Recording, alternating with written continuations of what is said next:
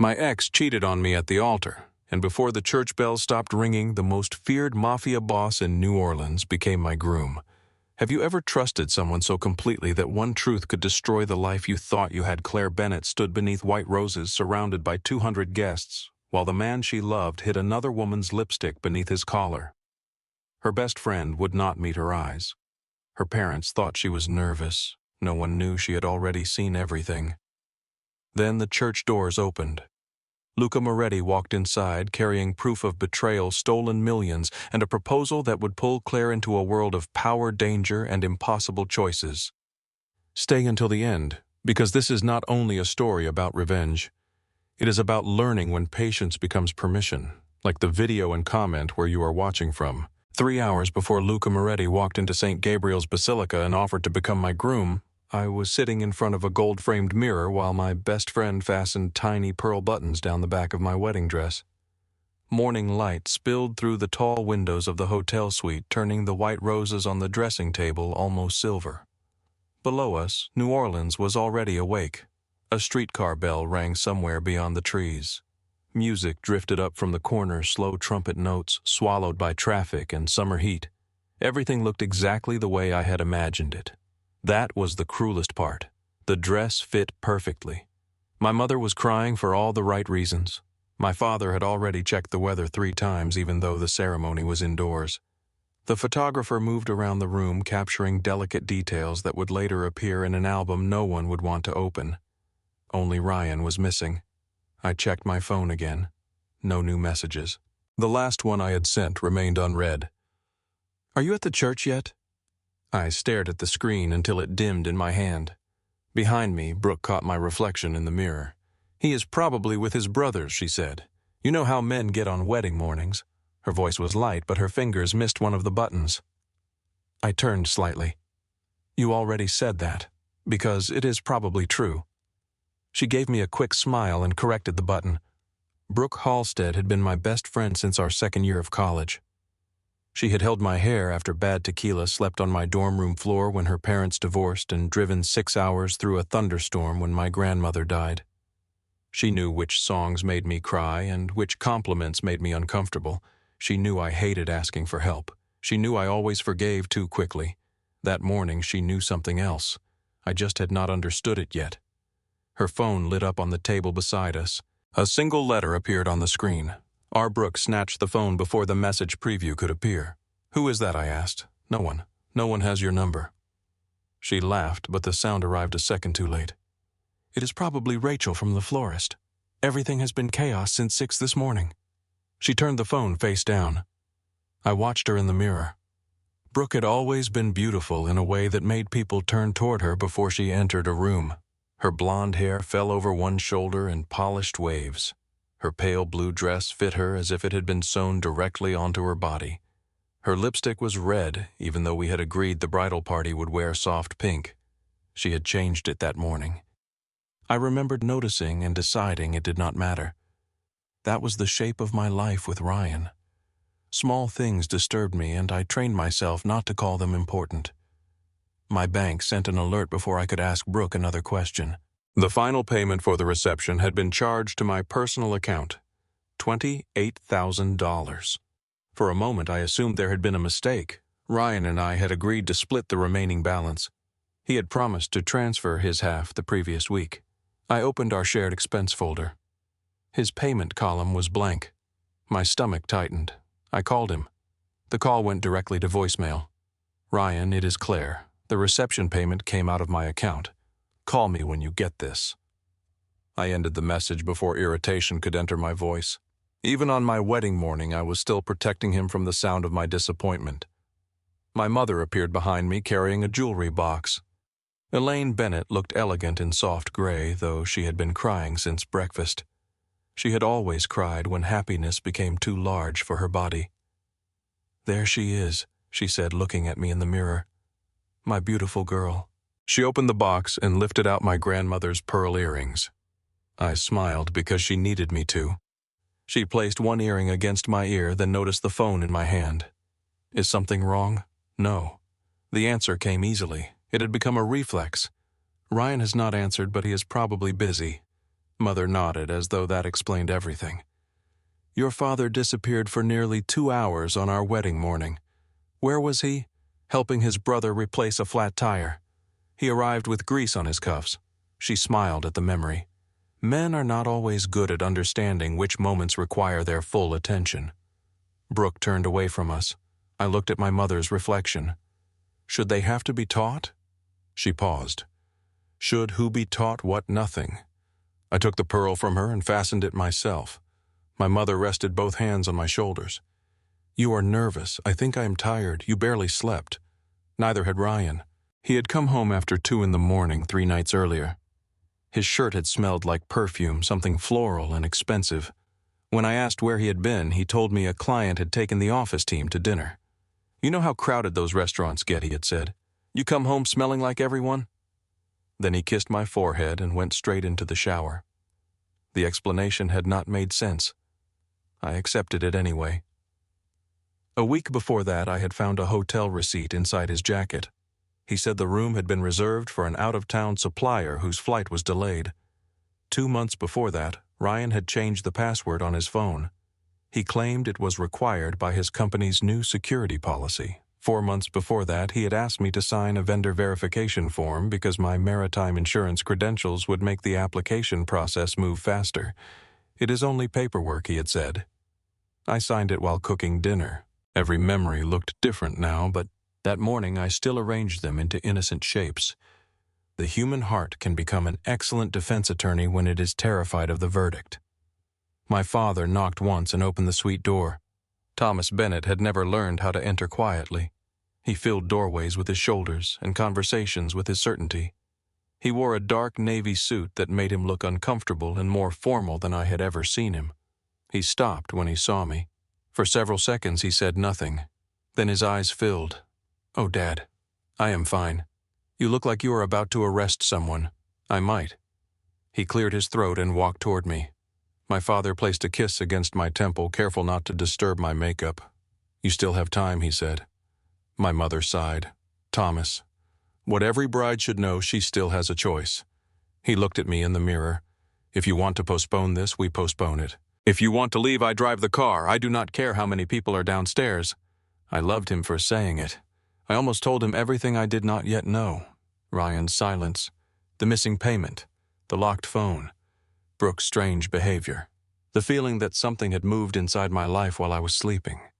But none of those things seemed large enough to destroy a wedding. Not yet. I am not leaving, I said. Dad studied my face. You are sure I love him? That was not an answer, but everyone accepted it as one. My mother adjusted my veil. Brooke checked her phone again. Dad looked as though he wanted to say more, then nodded. I will be downstairs. When the door closed behind him, the room became quieter. Brooke stepped away from me. I need to check the flowers at the church. The coordinator is handling them. She texted me. Something happened with the arrangements near the altar. Her phone was already in her hand. Brooke. She stopped. For 1 second, something naked crossed her face, fear, guilt, or both. Then it disappeared. What I wanted to ask her why she had barely looked at me all morning. I wanted to ask why her hand shook when she touched her phone. Instead, I said, do not let them move the white roses from the center aisle. My mother will notice. Brooke gave me a smile that did not reach her eyes. I will take care of it. She left. The photographer asked me to stand beside the window.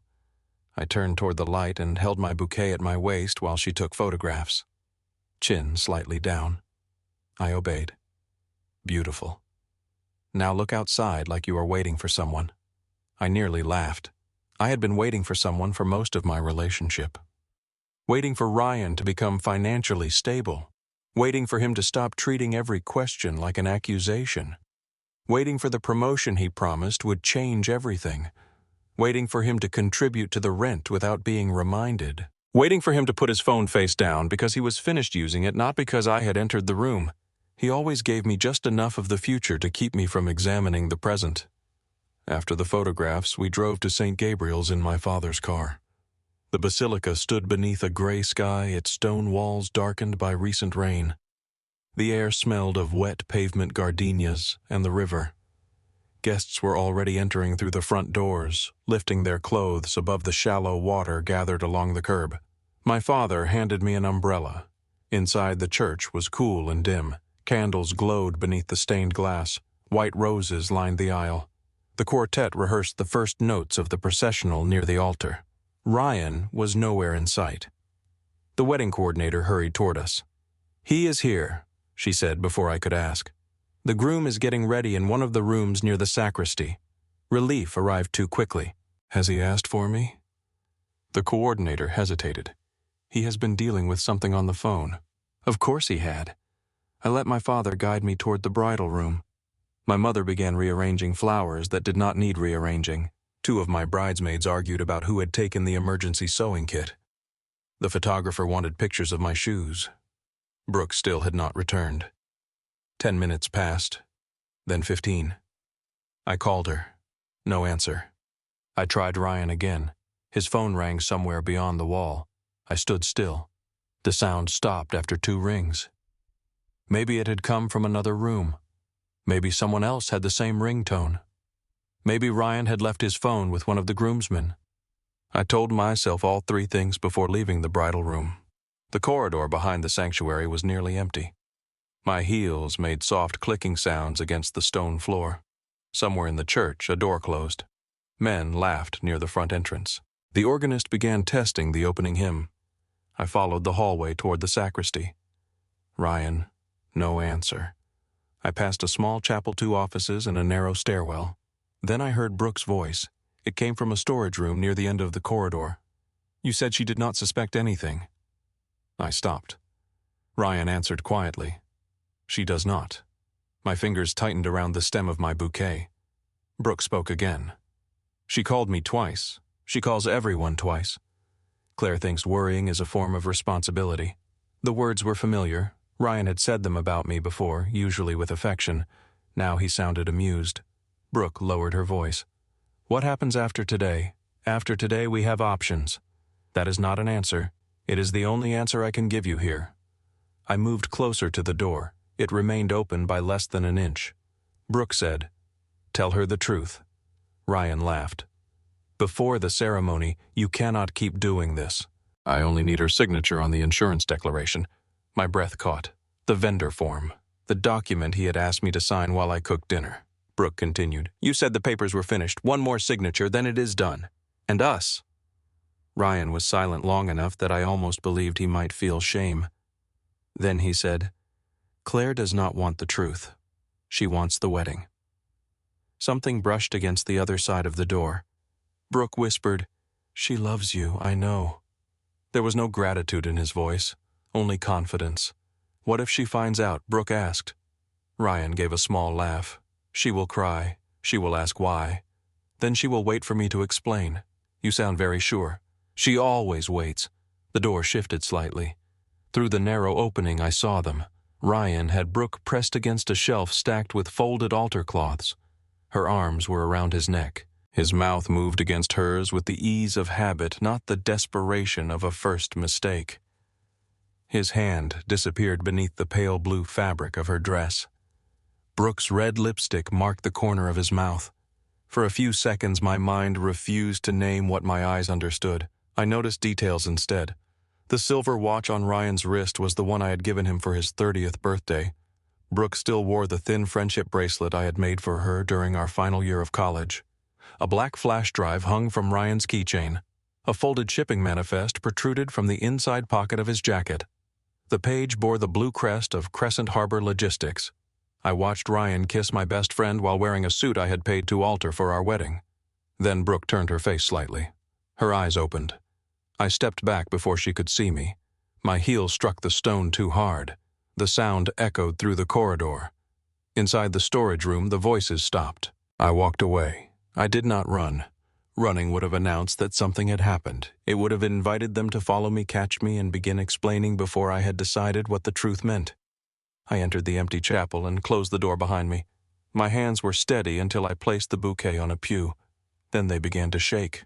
The chapel was smaller than the main sanctuary, with 6 wooden benches and a painted statue of the Virgin Mary near the wall. A red candle burned beneath her feet. I sat in the front row. My reflection appeared faintly in the dark window opposite me. White dress, pearl earrings, perfect hair. A bride waiting for a ceremony that no longer existed. I pressed my fingers to my mouth. I wanted to scream, but grief did not arrive as sound. It arrived as subtraction. 3 years vanished from the future I had imagined. The house Ryan wanted to buy disappeared. The children we had named during late-night conversations disappeared. Christmas mornings, summer vacations, ordinary dinners, gray hair, hospital rooms, all of it collapsed without making a noise. Then anger arrived. Not hot, cold, precise. He had known I was in the building. Brooke had buttoned my dress with the same hand she had wrapped around his neck. They had listened to me talk about vows, flowers, photographs, and forever. Then they had stepped into a storage room and treated my life like an inconvenience. I looked down at my engagement ring. The diamond caught the candlelight. Ryan had proposed beside the river with musicians playing behind us. Brooke had hidden near the fountain and taken photographs. Later, she helped me choose the wedding date. I pulled the ring from my finger. A pale line remained where it had rested. I could leave through the side entrance. My father would take me home. My mother would tell everyone I had become ill. The guests would whisper, but eventually they would leave. Ryan would call. He would explain. He would say Brooke kissed him first.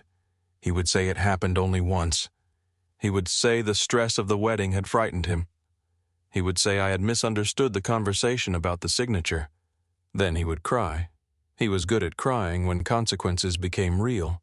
By morning, he would have built a version of the story in which my pain was another problem he needed to manage. I slid the ring back onto my finger. Not because I intended to marry him, because Ryan needed to believe I did. The chapel door opened slowly. Brooke stood in the doorway. Her lipstick had been reapplied. Her hair was smooth again. She looked at me sitting alone and pressed one hand to her chest. There you are. I studied her face. No tears, no confession, no sign that she had just helped destroy the person she called her sister. The coordinator is looking for you, she said. Were the flowers fixed? Brooke blinked. Yes. What was wrong with them? The arrangements near the altar were uneven. She answered too quickly. I nodded.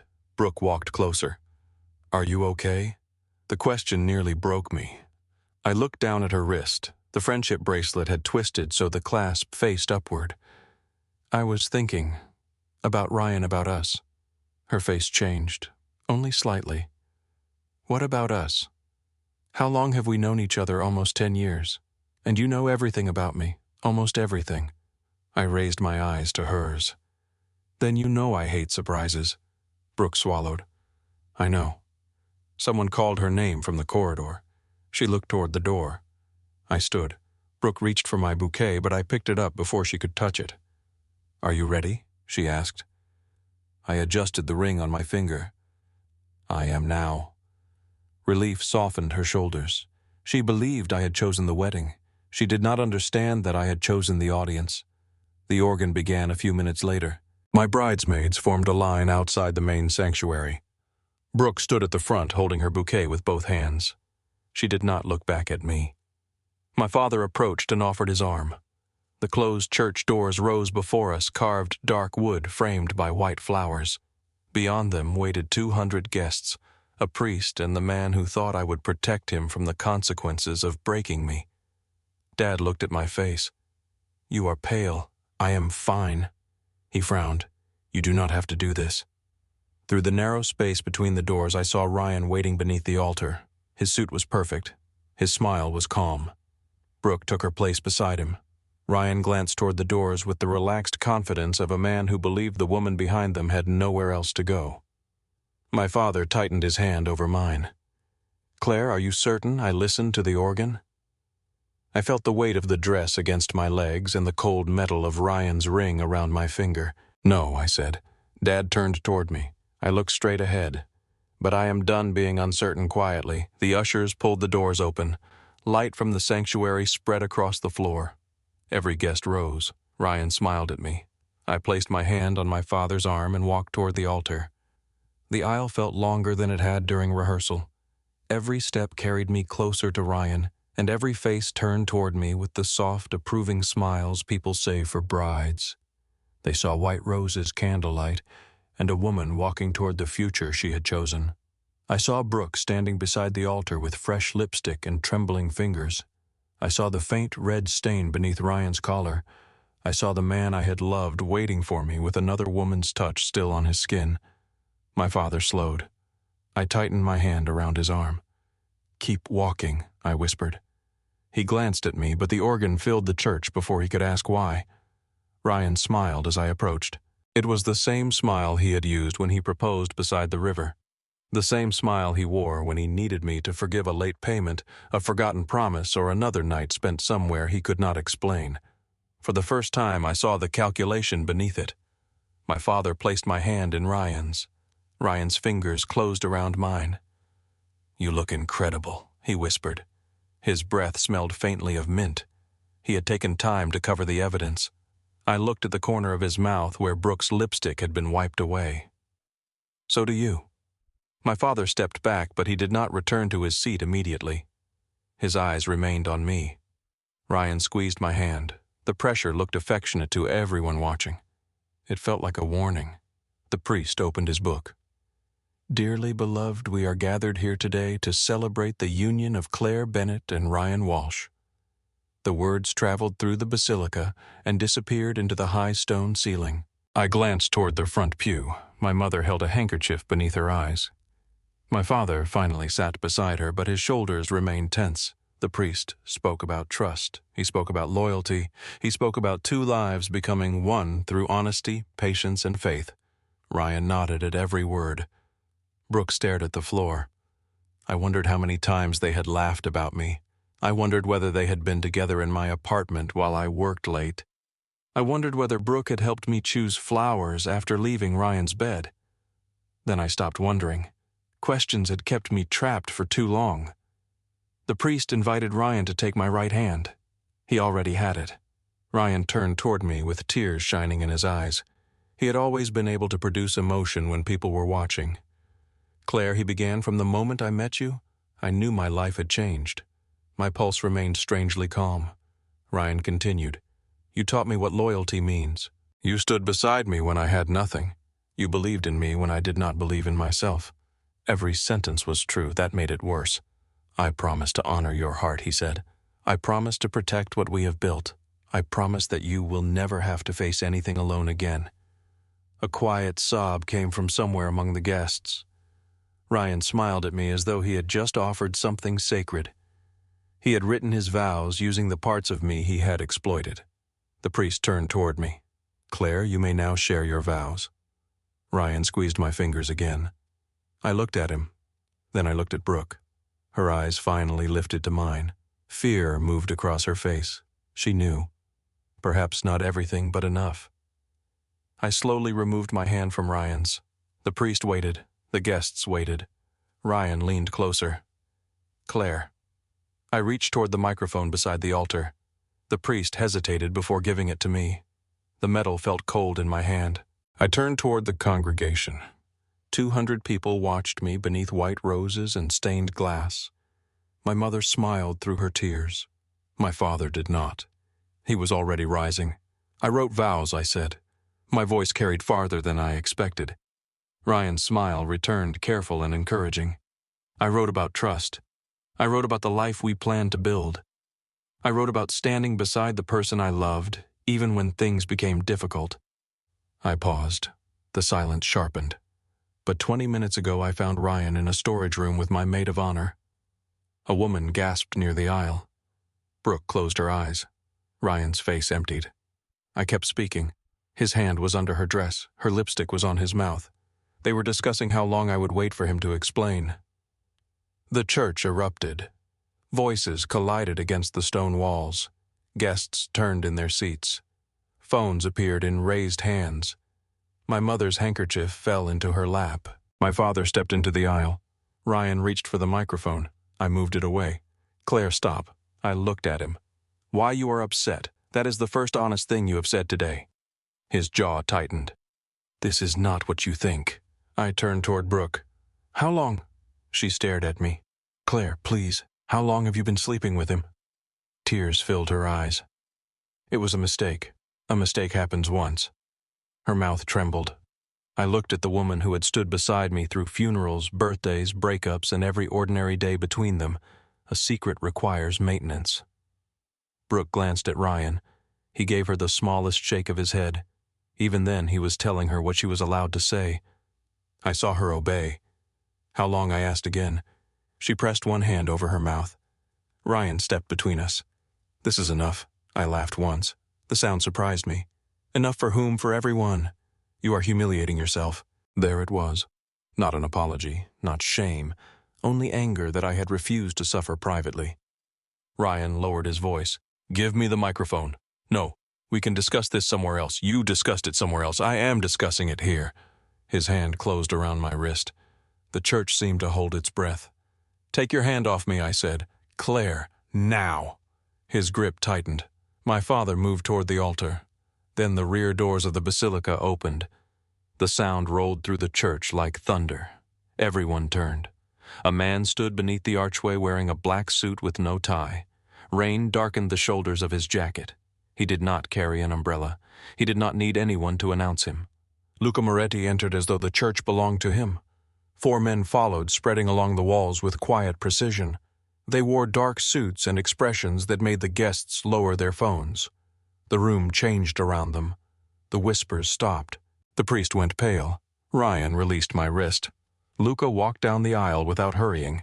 He was taller than I expected, broad through the shoulders, with dark hair pushed back from a face that seemed carved from restraint. He looked neither angry nor impressed. He looked certain. Ryan tried to laugh. The sound broke halfway out of him. This is a private ceremony. Luca stopped at the foot of the altar. No, he said. This is a crime scene with flowers. He placed a leather folder beside the Bible. Ryan stepped back. What are you doing here? Luca opened the folder. Collecting what belongs to me.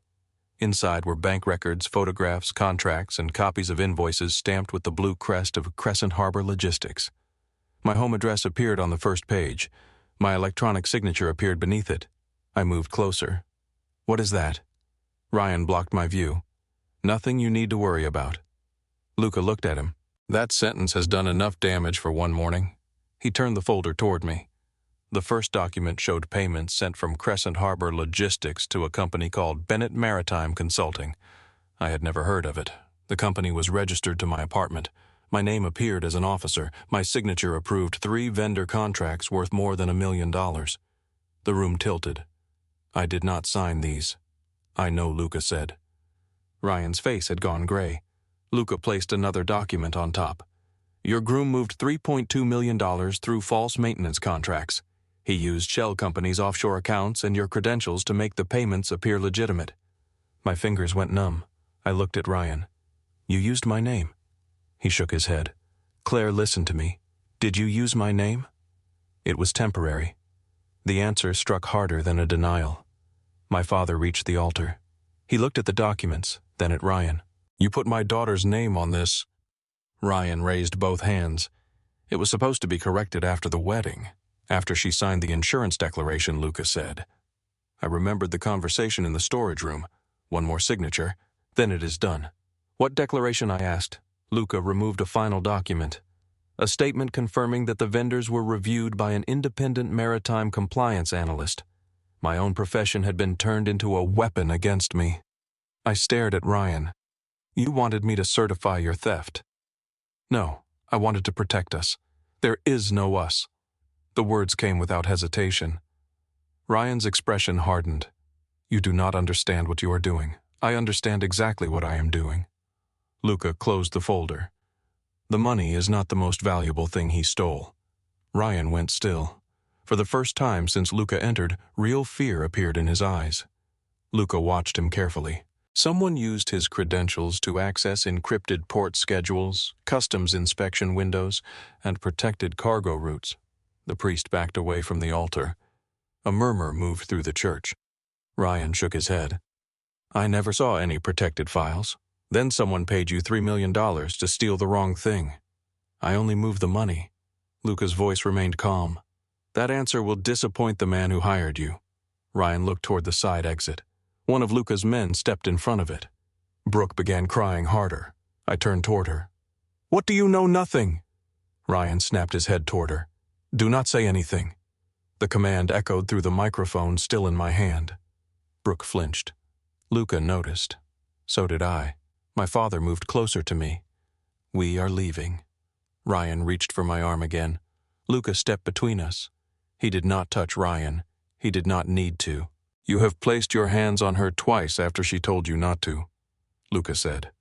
Do it again, and you will leave this church without them. The threat was delivered softly. That made it believable. Ryan stepped back. My father looked at Luca with open suspicion. Who are you, Luca Moretti?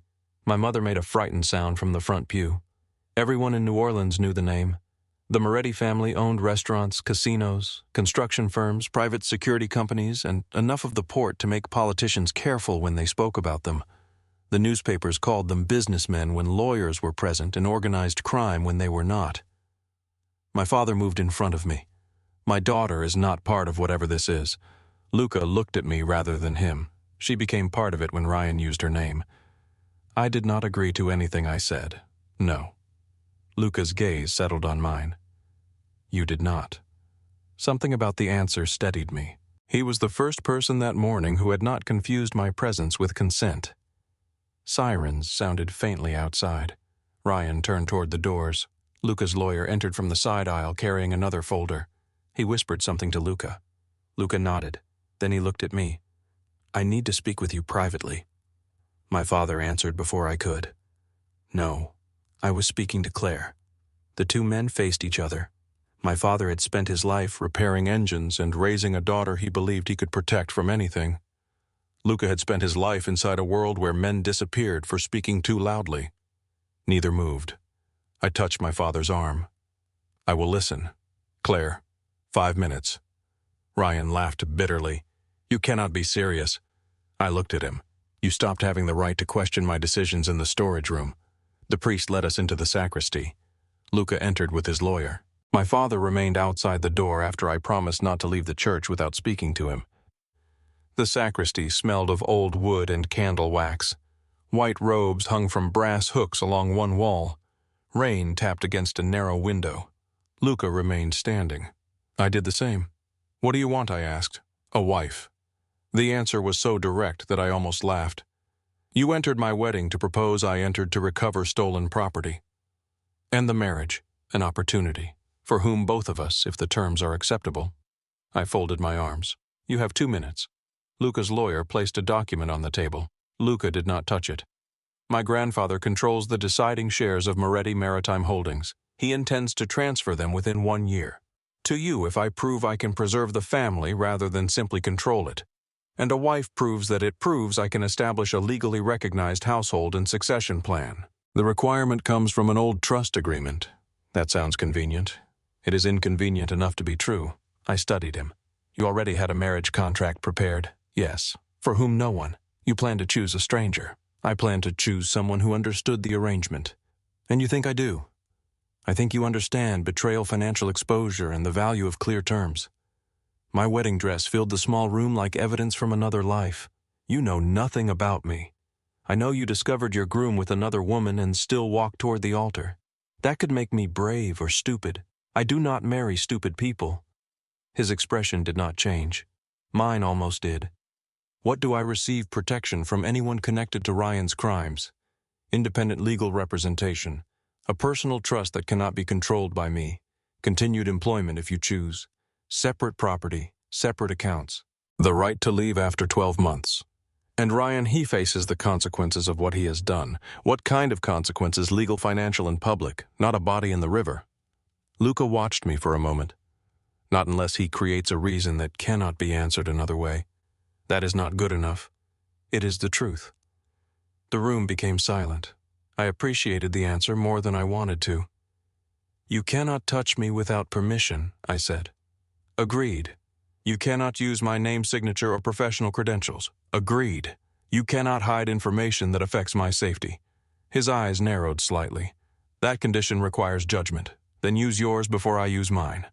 The lawyer looked down to hide a reaction. I continued. My parents receive protection, but no one watches them inside their home. Agreed. I choose my own attorney. Yes, I keep my job. Yes, I have access to my own money and somewhere else to live if I want it. Yes, Either of us can end the agreement if the other violates a core term. Luca considered that longer. Agreed. I looked toward the closed door. Outside waited my parents' 200 guests, the man who betrayed me and a life that no longer existed. Why me, I asked. Luca's answer came quietly. Because you were humiliated in front of everyone you loved, and your first instinct was not to hide. You make that sound useful. It is. To your family, to anyone who stands beside you. I held his gaze. And what is your condition? When we are in public, no one sees division between us. Then do not create it in private. For the first time, something shifted in his expression. Not a smile. Recognition. His lawyer cleared his throat. A judicial waiver can be obtained this afternoon. The church ceremony can serve as the public declaration. The legal documents would be signed after independent counsel reviews them. I looked at Luca. You came prepared. I prefer not to improvise with important things. You proposed to a bride you met at the altar? I said I prefer not to. I did not say I never do. A knock sounded at the door. My father's voice followed. Claire. I opened it. He searched my face. We are going home. I looked back at Luca, then at the documents on the table. Home meant returning to an apartment registered in a fraudulent company. It meant sleeping beside memories Ryan had contaminated. It meant waiting for investigators to ask why my signature appeared on stolen money. Luca offered danger without pretending it was safety. Ryan had offered safety while building danger beneath my feet. I am not going home, I said. My father stared at me. What are you saying? I am saying I need to make a decision you will hate. Then do not make it today.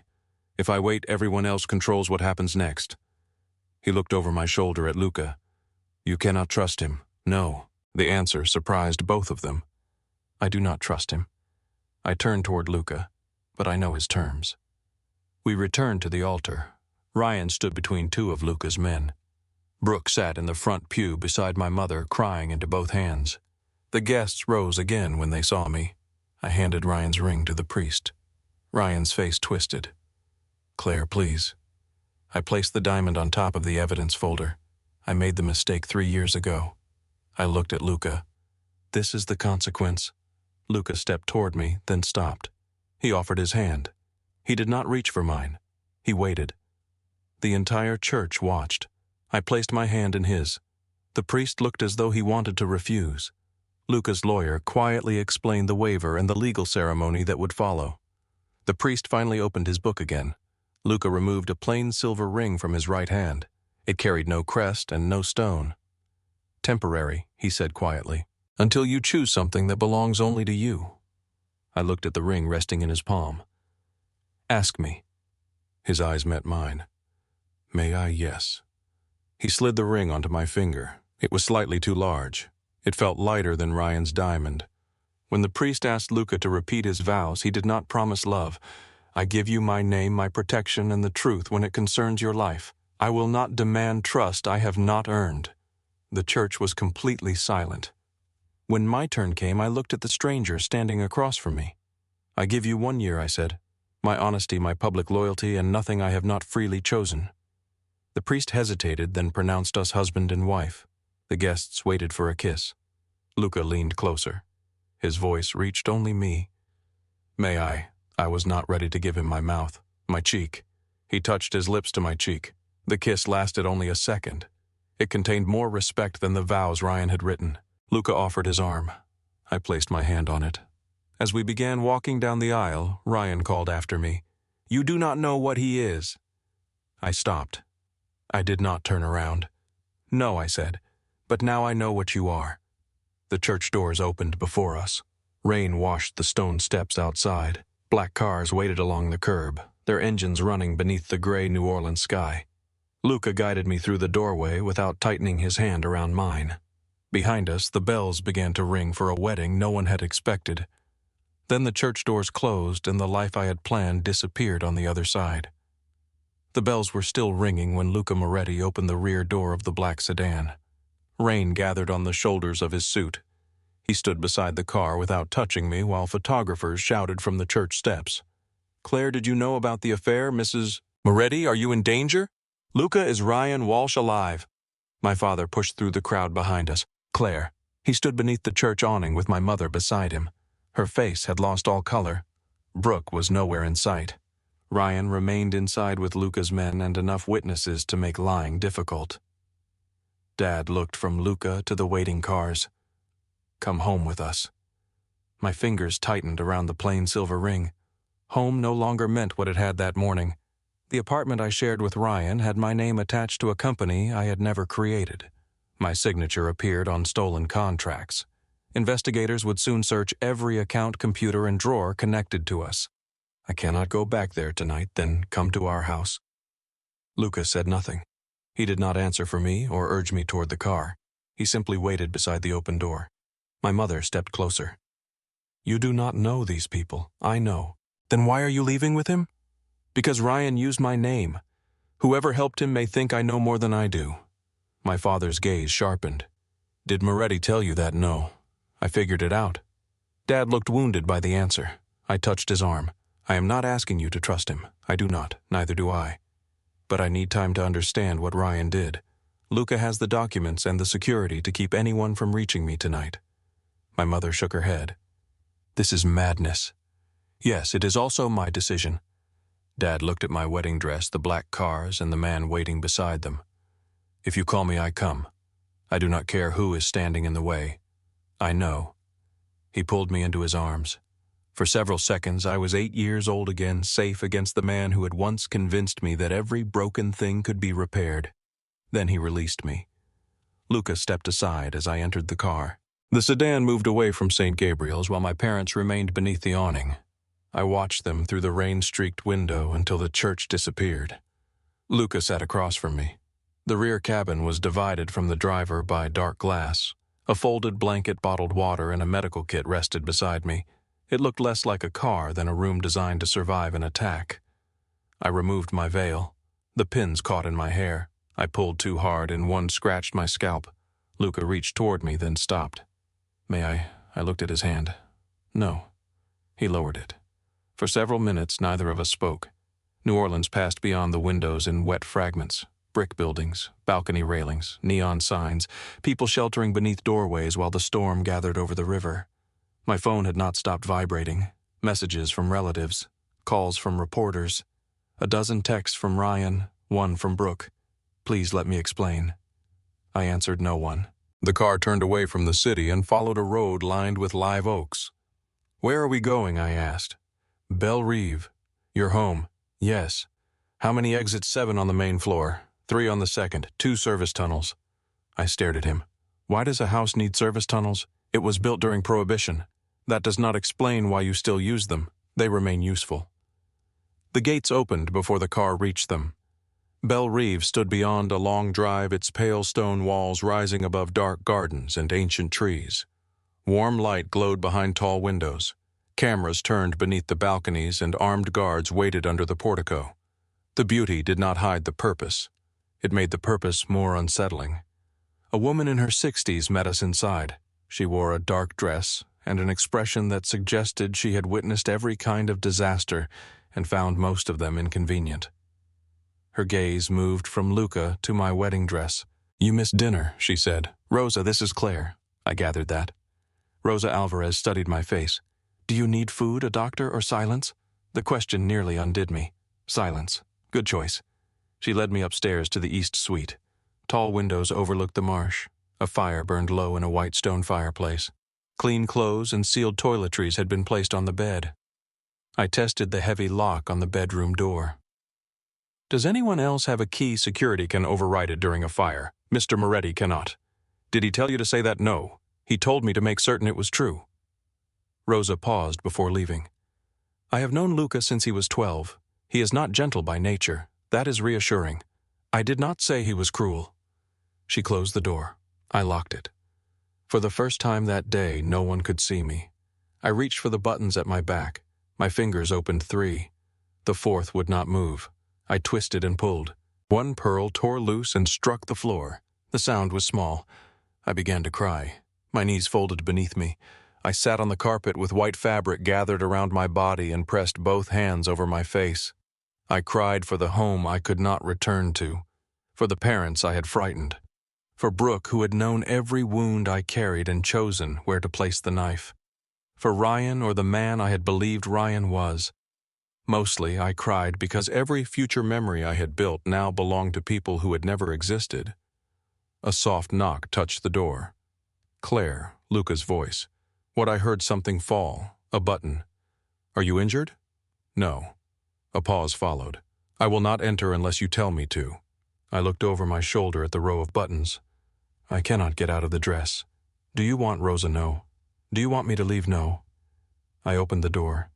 Luca stood alone in the hallway. He had changed into a white shirt and dark trousers. His sleeves were rolled to his forearms. The buttons, I said. He entered only after I stepped aside. I turned my back to him. The mirror above the fireplace reflected us. Me in a ruined wedding dress, Luca standing several feet away, his hands loose at his sides. He approached and worked slowly.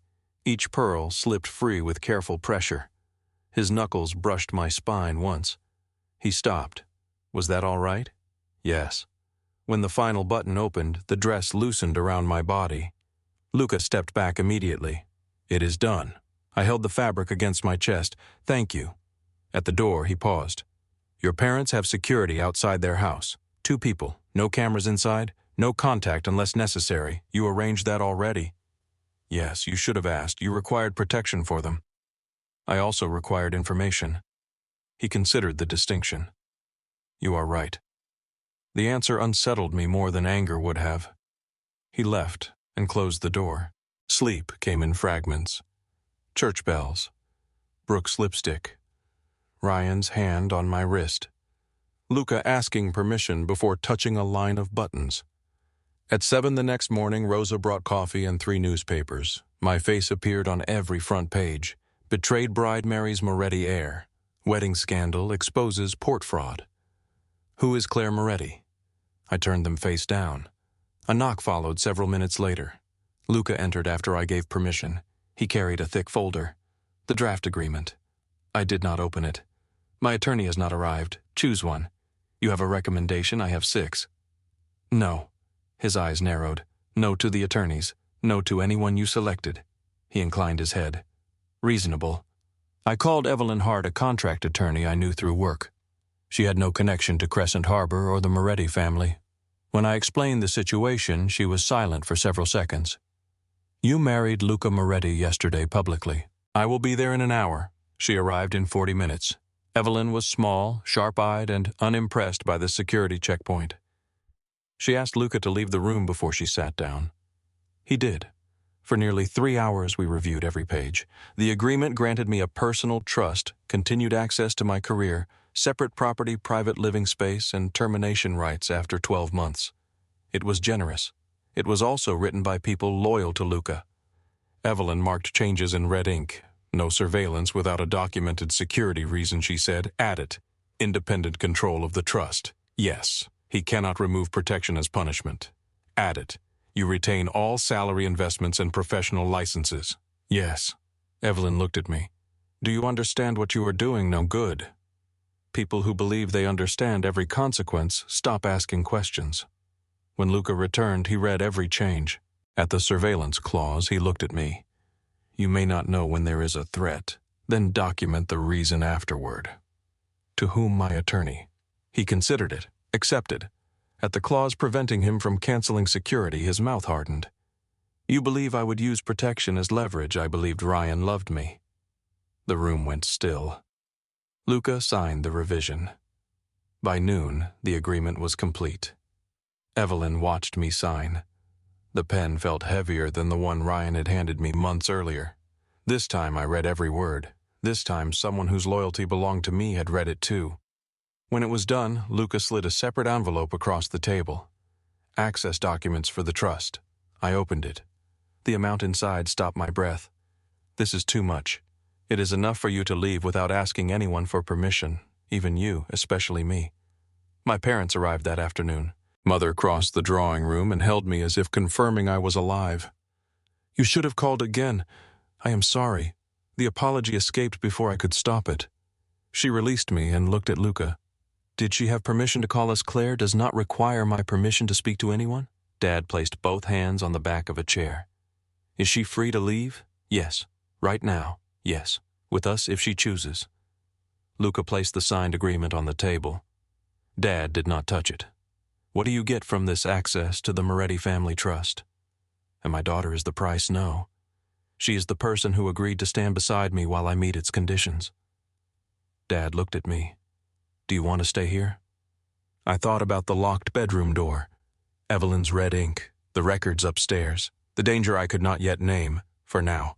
His face tightened, but he nodded. He did not approve. He respected the answer anyway. After they left, I went upstairs and found 2 staff members beside garment bags and sealed boxes. My suitcase sat near the bedroom door. Where did these come from? Your apartment, Mrs. Moretti. I found Luca in his office. You moved my things. The apartment was compromised. You sent strangers into my home. Our team secured it. My home. Ryan had access. Leaving your belongings there created unnecessary risk. You made the decision without asking. It became my decision when your safety became my responsibility. No.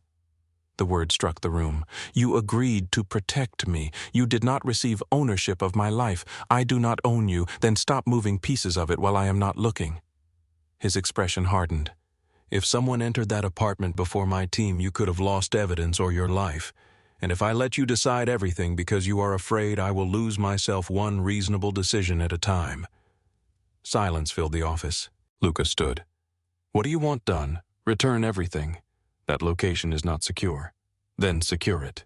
I will decide what comes here. He pressed a button on his desk. Mason, the door opened. Return Mrs. Moretti's belongings to the apartment. Maintain security outside. No one enters without her permission. Yes, sir. When Mason left, I looked at Luca. Why did you stop arguing? Because you were right. The admission did not erase what he had done. It made me believe correction might be possible. I know how to remove danger, he said. I do not always know how to leave room around what I protect. Learn. I intend to. That evening, I opened the financial files connected to Ryan. 3 hours later, I had covered the dining table with invoices, transfer records, approval logs, and vendor profiles. Numbers had always calmed me. They did not lie. People arranged them into lies, but patterns remained. Ryan's fake companies submitted invoices below the threshold that required executive review. The amounts changed, but the rounding did not. Each ended with the same sequence of cents. The approvals occurred between 2:14 and 2:17 in the morning. I compared the dates to port inspection records. Every payment appeared within 24 hours of a cargo review change. Luca entered carrying coffee. You are working. I am avoiding sleep. He set a cup beside me. I pointed to the papers. Ryan did not design this. Why he is careless. These are not. I showed him the repeated amounts and approval times. Someone gave him exact instructions. The review threshold changed 6 months ago. Only senior leadership and compliance knew. Luca looked at the pattern. Vincent, you said it. I thought it. You said it with your face. His gaze lifted to mine. Most people do not study my face. Most people are probably trying not to die. A quiet sound left him. Not quite laughter. Close enough that I noticed. Rain began again after midnight.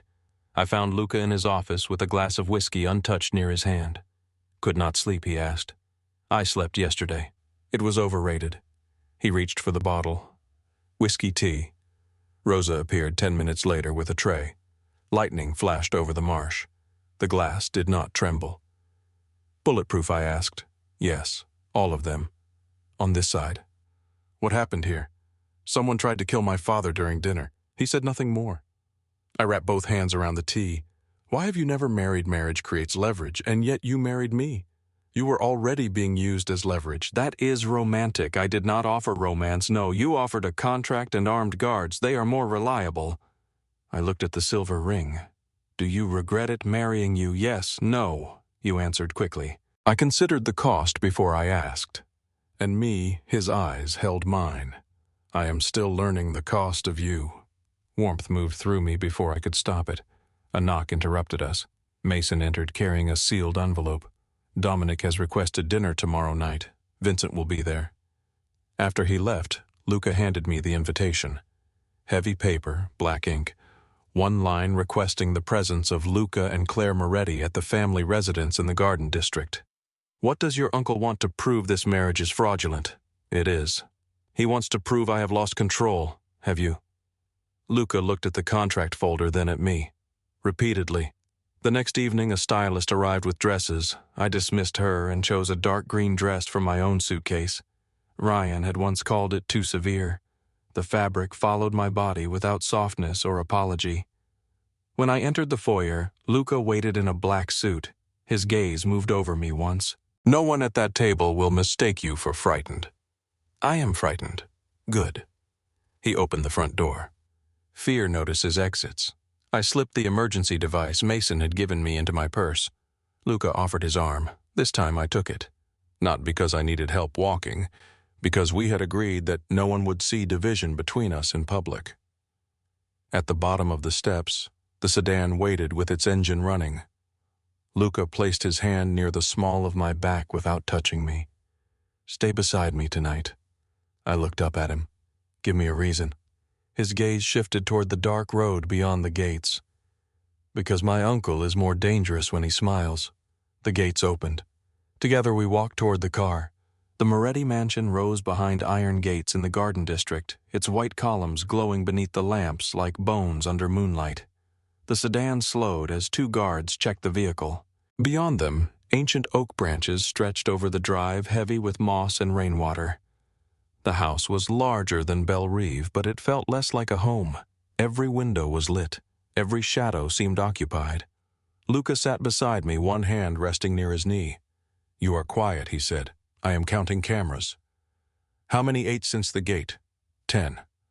I looked through the rear window. Where are the other 2? One is inside the stone lantern near the fountain. The other is behind us. I turned toward him. You are enjoying this. I enjoy competence. The car stopped beneath the portico. A man in a black coat opened my door. Luca stepped out first, then offered his hand. I took it. The gesture was for anyone watching from the windows, but his fingers did not close around mine until I chose to hold on. Inside the mansion smelled of polished wood, expensive tobacco and flowers beginning to die. Portraits lined the entrance hall. Men in dark suits. Women wearing pearls. Children posed beside hunting dogs and carved furniture. Every Moretti face seemed to carry the same restrained expression, as if smiling too openly revealed weakness. A butler led us toward the dining room. Voices reached us before we entered. Dominic Moretti sat at the head of a long table beneath a crystal chandelier. Age had narrowed his body, but not his presence. His silver hair was combed straight back. A cane rested beside his chair, though I suspected he used it only when other people were looking. Vincent sat to his right. He stood when we entered. He was handsome in the careful way some men remained handsome by treating age like an enemy. His suit fit perfectly. His hair held no gray. His smile carried warmth without kindness. So this is the bride, he said. His gaze traveled over me slowly enough to be insulting. Luca placed his hand near my back. I did not need to look at him to know he was waiting for a reason. Vincent extended his hand. Claire Moretti, I accepted it. Claire Bennett professionally. His smile shifted. Still keeping your old name, I kept the parts of my life that belonged to me. Dominic's eyes lifted with interest. Vincent released my hand. How modern. How legal. Luca guided me toward the seat beside him. Several other family members watched us with expressions that ranged from curiosity to open suspicion. Vincent's son Julian sat across from me. He looked younger than Ryan and twice as bored. 2 executives from Moretti Maritime occupied the far end of the table. Their wives spoke only when spoken to. Dominic raised his wine glass. 2 unexpected decisions. Everyone drank.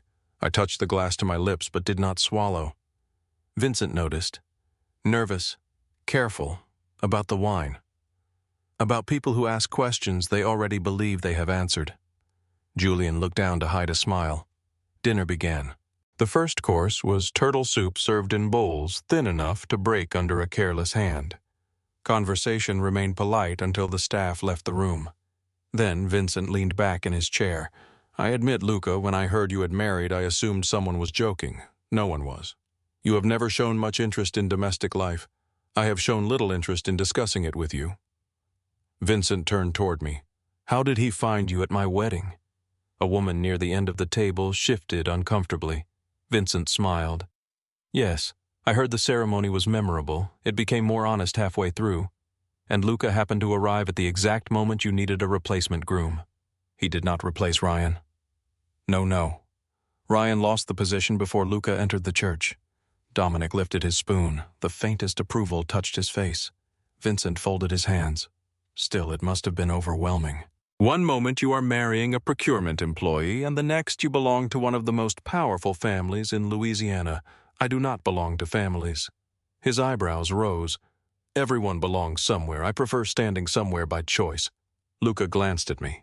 Vincent's smile remained in place, but something behind it sharpened. The second course arrived. Redfish asparagus and potatoes arranged with unnecessary precision. Vincent began discussing the theft at Crescent Harbor as if it were a disappointing accounting error. Ryan Walsh was ambitious, he said. Men like that eventually reach beyond their ability. You knew him, I asked. Barely. He worked for one of your divisions. Thousands of people work for Moretti companies. Not all of them approve maintenance contracts at 2:15 in the morning. Luca placed his fork down. Vincent looked at me. Excuse me, the fake invoices were approved between 2:14 and 2:17. Almost every time. You have reviewed the files? Yes. I thought you were a bride. I am also a maritime compliance analyst. I was told you were on leave. Numbers do not care whether I am being paid to read them. Dominic's attention moved fully toward us. Vincent lifted his wine glass. What did the numbers tell you that Ryan did not design the fraud? A quiet tension spread across the table. I continued. The invoices remained below the review threshold introduced 6 months ago. The pattern was too precise to be accidental. Vincent shrugged. Anyone working at the port could learn the threshold. No. His eyes met mine. The updated limit was distributed only to executive leadership, internal compliance, and specific finance officers. Procurement employees were not included. One of the executives at the end of the table stopped eating. Vincent's expression did not move. You seem very certain, I checked. When this morning? From Luca's private records, from the regulatory copy submitted to my employer. Vincent's fingers tightened around the glass. It lasted less than a second. Luca saw it. So did Dominic. Vincent set the glass down. Perhaps Walsh overheard a conversation. Perhaps. I cut into the fish, but you answered as if the information was common knowledge. Silence followed. Julian looked at his father. Vincent's smile returned more slowly. I admire confidence in a young woman. I admire direct answers in an older man. Luca reached for his wine. His mouth touched the rim before anyone could see the smile he almost allowed. Dominic changed the subject, but the table did not recover. Every conversation after that carried another meaning beneath it. By dessert, I understood the structure of the family more clearly. Dominic spoke little, yet everyone watched him. Luca controlled the room through silence. Vincent controlled it through performance. Julian wanted no part of either man's war, though he had not decided whether indifference could protect him. When coffee arrived, Dominic looked at me. Walk with me. Luca began to stand. Dominic lifted one hand, only Claire. The library was across the hall. Dominic entered without his cane. I noticed and said nothing. Shelves covered 3 walls. The fourth held a painting of the Mississippi River at dusk. A fire burned in the marble fireplace, though the night was not cold. Dominic poured 2 glasses of water. You did not drink the wine. I wanted a clear head. You expected an interrogation. I expected a family dinner. He handed me a glass. Same thing in this house. I stood near the fireplace. Dominic studied me without apology. You know the marriage requirement is real. Luca explained it. Did he explain why I created it? He said it came from an old trust agreement. That is the mechanism, not the reason. I waited. Dominic looked toward the river painting. Luca can build loyalty through fear. He can remove threats before most men recognize them. He can preserve an empire through force. And you think marriage changes that, no? He turned toward me. I think responsibility for another life reveals what force cannot. I am not a test. No, you are the person who agreed to become one. The words irritated me because they were true. What happens if Luca passes? He receives control of the deciding shares in Moretti Maritime Holdings. And if he fails, Vincent receives them. Then this dinner was not about welcoming me. Nothing in this family is only one thing. I set the water down. You know our marriage is an arrangement. Dominic did not pretend surprise. I know it began as one. It may end as one, perhaps. He walked toward a table covered in old photographs. One showed Luca at 17 standing beside a dark-haired man with the same eyes. His father, I asked. My eldest son. What happened to him? Dominic's expression closed. He believed protection meant deciding what everyone else could survive. The answer carried enough grief that I did not ask more. Dominic faced me again. What do you want from Luca? The truth before it becomes a weapon.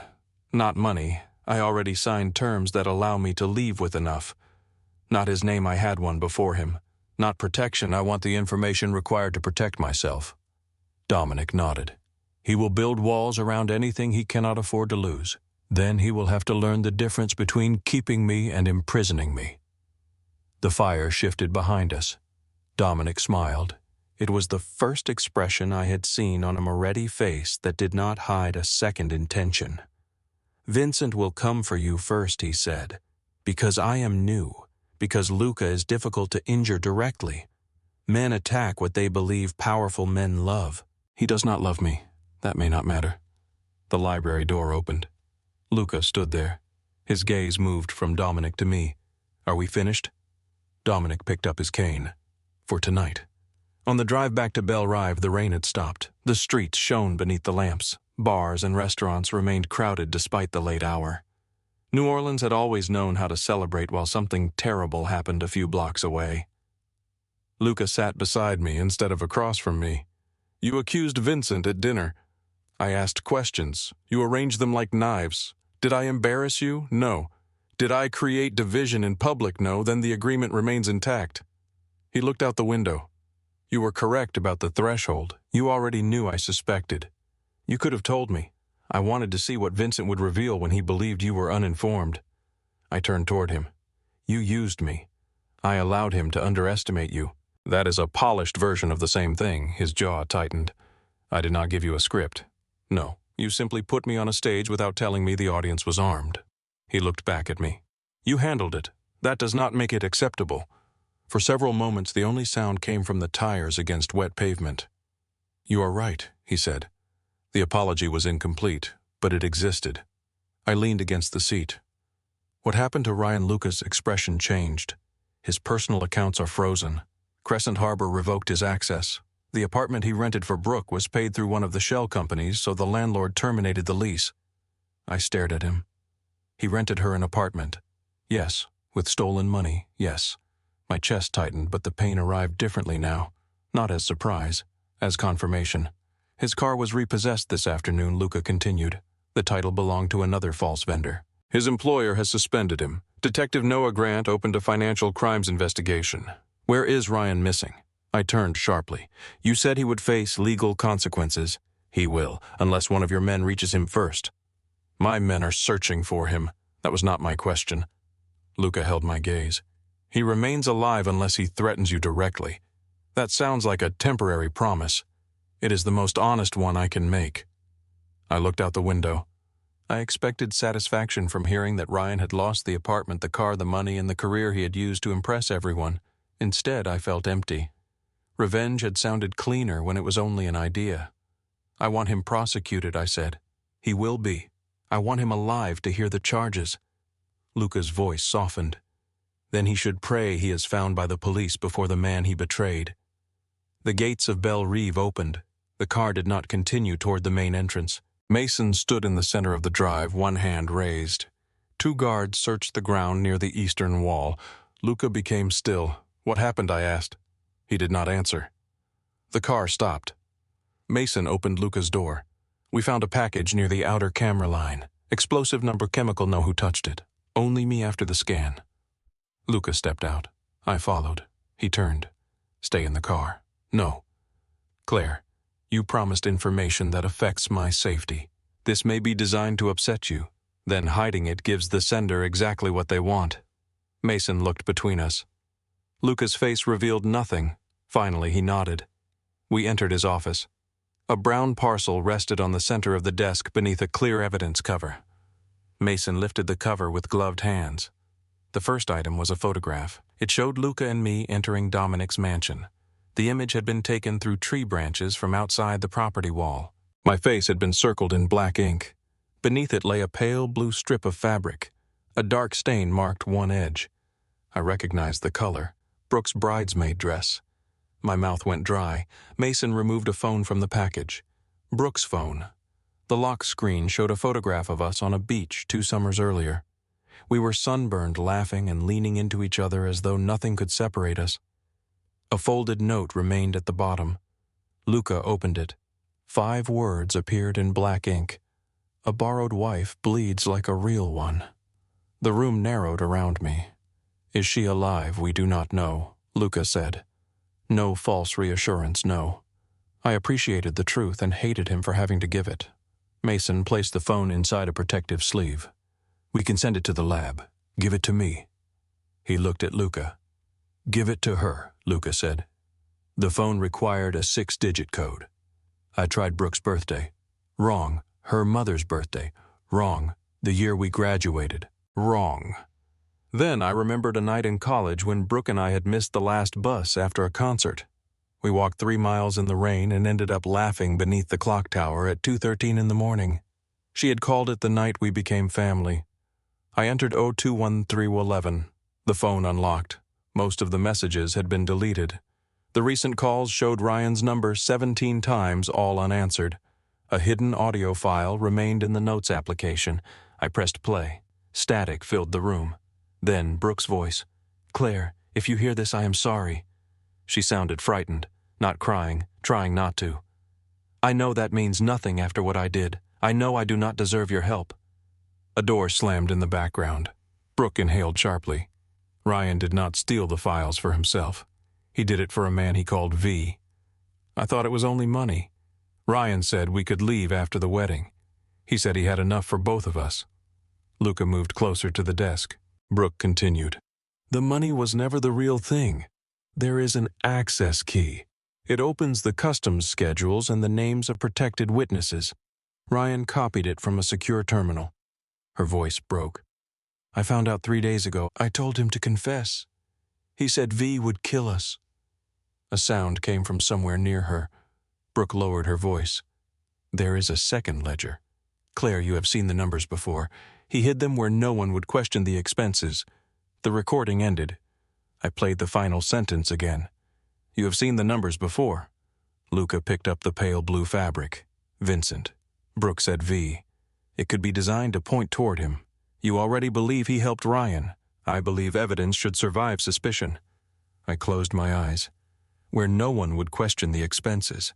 Ryan had hidden the theft inside ordinary payments. Rent, car leases, vendor costs, wedding expenses.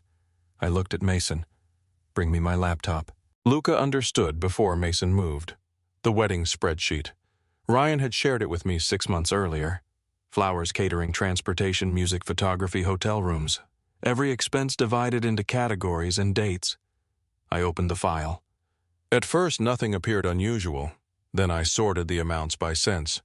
The same sequence from the fake invoices appeared throughout the spreadsheet. 14 cents, 17 cents, 29 cents. The figures formed repeating groups. I compared them to the shipping documents from Crescent Harbor. These are not only amounts, I said. Luca stood behind my chair. What are they container references? I highlighted 3 rows. The photographer deposit matches a container prefix. The reception payment matches an inspection window. The hotel rooms match berth numbers. Ryan had buried smuggling data inside our wedding budget. Every time I reviewed the spreadsheet, I had unknowingly checked part of his ledger.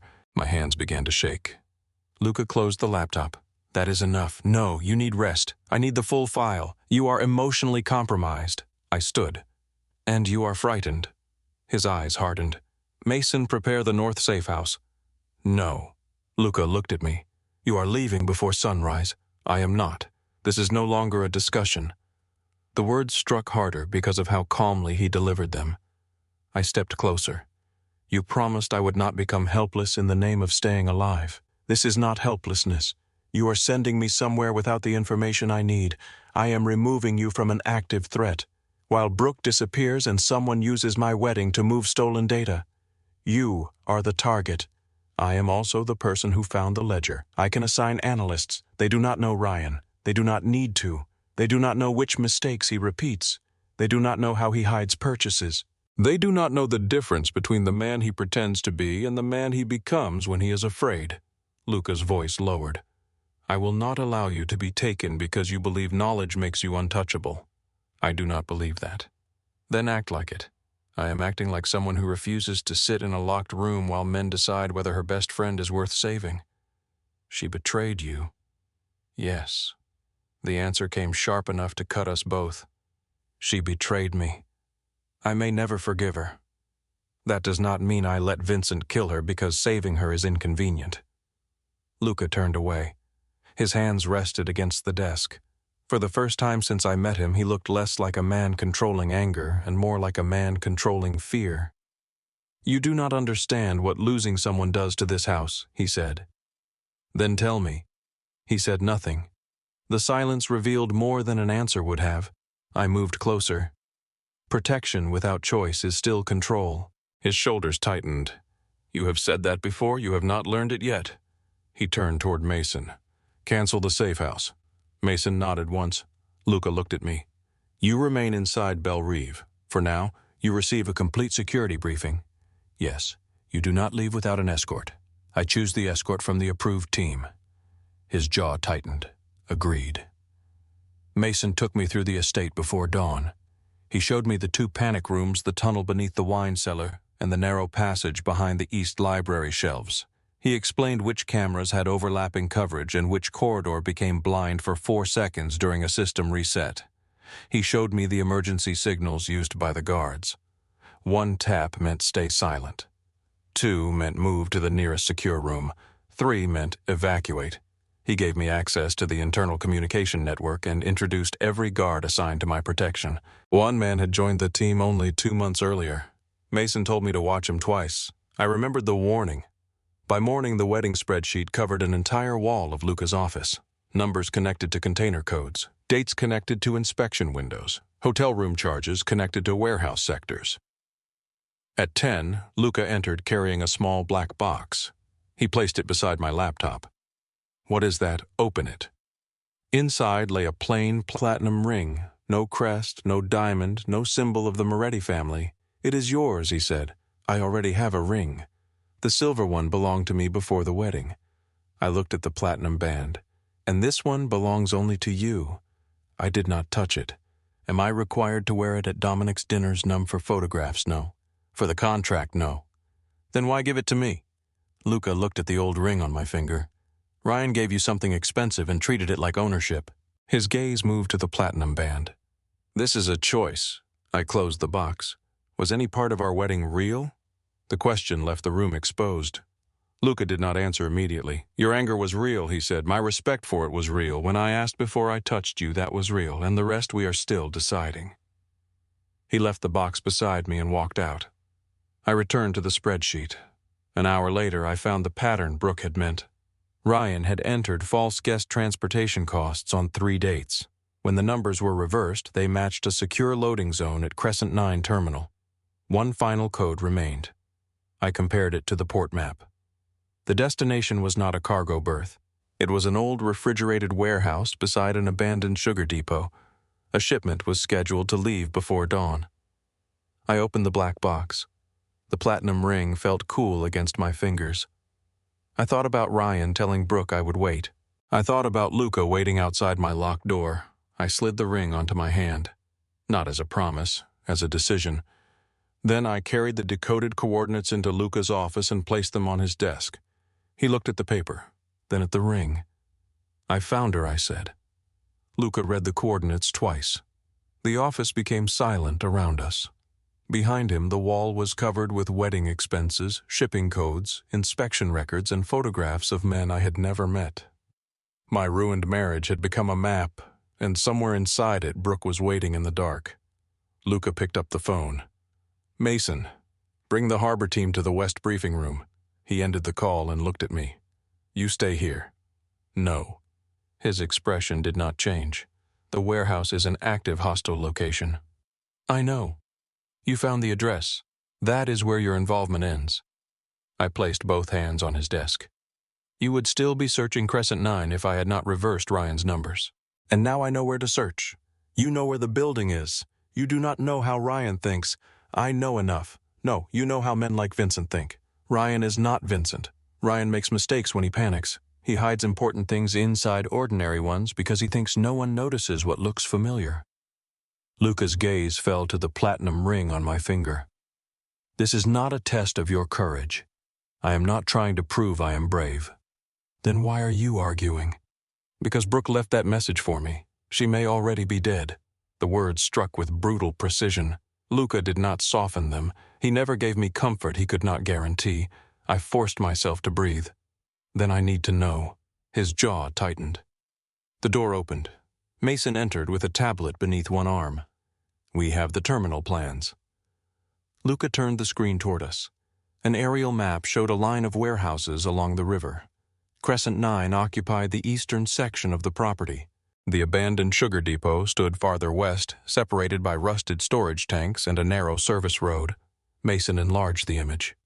Thermal scans show 6 people inside the main warehouse. Entrances, Luca asked. 3 visible. The river entrance is exposed. The north entrance is covered by 2 cameras.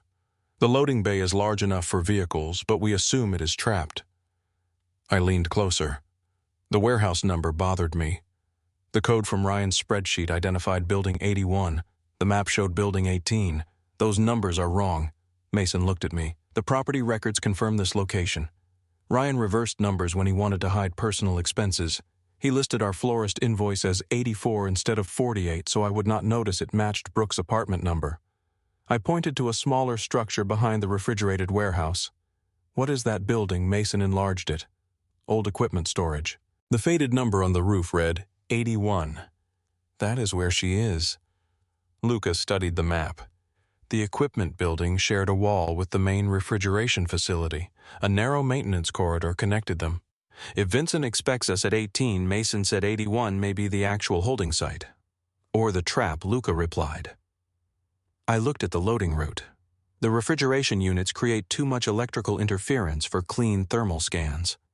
If they are running at full power, 6 people may be 12. Mason glanced at Luca. She is right. Luca walked toward the window. Rain had begun beyond the glass, soft at first, then heavier. When he turned back, the decision had already been made. You remain in the command vehicle with Mason. Mason opened his mouth. Luca raised one hand. Choose someone else to lead the inner team. I should be inside. You will be with Claire. Mason understood what Luca did not say. Keeping me alive had become as important as the assault. I nodded. I stay in the vehicle unless the situation changes. Luca came closer. What kind of change? One that makes staying there more dangerous than moving? That is not specific. Neither is danger. His eyes held mine. Then he reached toward my hand and stopped before touching it. May I? I turned my palm upward. His fingers closed around mine. The contact was brief, but something moved through his face that I had not seen before. Fear without anger to hide it. Do not make me regret this, he said. I could say the same.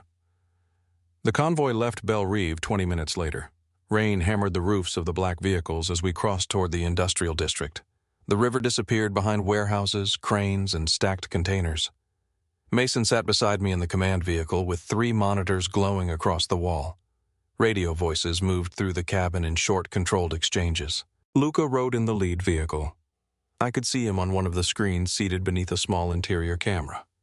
He looked forward the entire time. My phone rang. Brooke's name appeared. Everyone in the vehicle went still. Mason connected the call to the recording system. I answered. Brooke Ryan's voice came through.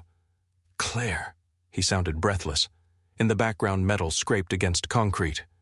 Where is she? She is alive. Let me hear her. You need to listen to me. No. You need to prove she is alive. A pause followed. Then Brooke cried out. Claire, do not come here. Something struck her. Ryan cursed away from the phone. My fingers tightened around it. Touch her again and I stopped listening. I did not touch her. Then who did? You do not understand what is happening. I understand you stole money, forged my signature, slept with my best friend, and helped someone abduct her. I did not help them take her. You always have a reason. Vincent forced me. Did Vincent force you into Brooke's bed silence? Mason watched the signal trace across the monitor. Ryan lowered his voice.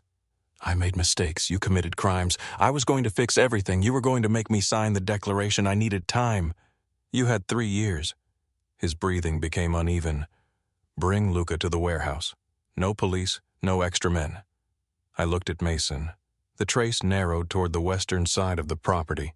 What happens when he arrives? We make an exchange. For what, Brooke? You do not have the authority to release her. Ryan said nothing. That told me more than his answer could have. You are not in control, I said. I can still help you. You are reading words someone gave you. His breath caught. I continued before he could recover. Ryan, where are you? I told you. No, where are you inside the building? A second voice moved faintly in the background. Ryan covered the phone, but not fast enough. I heard a man say, "End it." The call disconnected. Mason pointed to the map. Signal came from Building 81. Luca's voice entered through the radio. We move. The vehicles separated before reaching the terminal. Luca's team approached from the river. A second group moved along the north fence. Mason parked our command vehicle behind a concrete barrier near the old sugar depot. Rain blurred the camera feeds. I watched dark figures cross between containers. Mason spoke into his radio. River team clear. Another voice answered. North position clear. Luca appeared on the central screen, moving beside the warehouse wall. The refrigeration units roared loudly enough to distort the audio. I studied the camera grid. One image showed the eastern loading area. A guard crossed the frame, disappeared, then crossed it again in exactly the same way. Camera 7 is repeating. Mason leaned toward the monitor. The guard repeated the same 12 seconds. Looped feed, he said. A knock sounded against the rear door of the command vehicle. 3 slow taps. Mason frowned. That is not our signal. A man in a security uniform appeared on the exterior camera. Rain covered his face, but I recognized him. The new guard Mason had told me to watch twice. He held one hand near his jacket. Mason reached for his weapon. The side window shattered. The guard fired through the opening. Mason pulled me to the floor as the bullet struck the monitor behind us. The attacker reached through the broken window and unlocked the door. I pressed the emergency device inside my purse. 1 tap. Silent alarm. The door opened.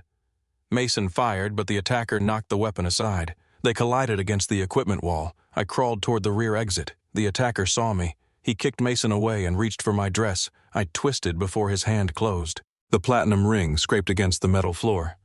For half a second, I saw the bridal suite again. Brooke's hands on my buttons, Ryan telling her I would wait. I drove the edge of the emergency device into the attacker's throat. He stumbled. Mason struck him from behind and forced him to the floor. 2 guards arrived through the rear hatch. Mason restrained the traitor and looked at me. Are you hurt, no? Blood ran down his temple. You are. I have had worse. The damaged monitor flickered. Luca's team had reached the loading bay. I looked at the property map. The main entrance was covered with red warning lights that had not appeared before. Mason. He followed my gaze. Wires ran beneath the loading ramp. Explosives, he said. Luca's voice broke through the radio. Entrance is trapped. I enlarged the old insurance plan stored on the tablet. Years earlier, my company had reviewed the refrigeration facility after a flood claim. The report included maintenance passages that did not appear on current port maps. There is another way inside. I pointed to a corridor beneath the sugar depot. It runs behind the cooling system and enters Building 81. Mason took the tablet. The passage may have collapsed. It was reinforced after the flood. You are certain I approved the risk update? He transmitted the route to Luca. Static answered. The refrigeration units were interfering with the signal. Mason looked toward the warehouse. I need to carry this to them. I am coming. No. You do not know the internal markings. I have the map. You have half the map. The access points are labeled by insurance zones, not port numbers. Mason looked at the wounded attacker, then at the damaged equipment. We moved together. The tunnel entrance was hidden beneath a rusted steel panel behind the sugar depot. Mason lifted it. Cold air rose from the darkness. We descended a narrow ladder into water that reached my ankles. The passage smelled of rust mold and river mud. Gunfire sounded above us. Mason moved first. I followed with one hand against the wall. At the end of the corridor, we found a maintenance door secured by an electronic lock. The access code from Ryan's wedding spreadsheet opened it. Inside, cold white light filled the equipment room. Luca stood beyond the next doorway with 2 men. When he saw me, fury crossed his face. "The vehicle was attacked," Mason said. She identified the tunnel. Luca looked at the blood on my sleeve. "Yours, no." His attention remained on me for 1 more second. Then he gave the order to move. We entered Building 81 through the refrigeration corridor. Brooke was tied to a chair near the center of the warehouse. Her dress was torn at the shoulder. Blood marked one side of her face. Ryan sat on the floor several feet away with his hands bound. Vincent stood on the upper loading platform. Armed men occupied the shadows around him. "Luca," Vincent called. "You brought the bride." Luca stepped in front of me. Vincent smiled. "I knew you would." Gunfire erupted. Mason pulled me behind a steel support as Luca's men spread across the warehouse. Brooke's chair fell sideways. I moved toward her while the guards exchanged fire above us. Luca shouted my name. I kept moving. Brooke saw me crawling across the floor. Tears filled her eyes. "You should not be here. Neither should you." I reached her and cut the rope around her wrists with the small blade Mason had given me. "I am sorry," she whispered. "Not now. I need you to know. You do not get forgiveness because you are frightened." Her face crumpled. "I know. I freed her ankles. You get the chance to tell the truth." She nodded quickly. "The original ledger is on a drive inside Vincent's coat. Without it, Ryan takes the blame for everything." Behind us, Ryan had worked one hand free. He lunged. His arm locked around my throat. Brooke screamed. Ryan dragged me backward. "Tell Luca to stop." I drove my heel into his foot. His grip tightened. "Claire, help me." The desperation in his voice sounded almost sincere. "You always gave me another chance." I twisted and struck him across the face with the metal flashlight from Mason's security kit. Ryan fell to his knees. I stepped away. "You were right about one thing." He looked up at me. I was good at waiting. He reached for my dress. I moved beyond his hand. "I just stopped waiting for you." Mason restrained him. Police lights flashed through the broken windows. Detective Noah Grant entered with a financial crimes team.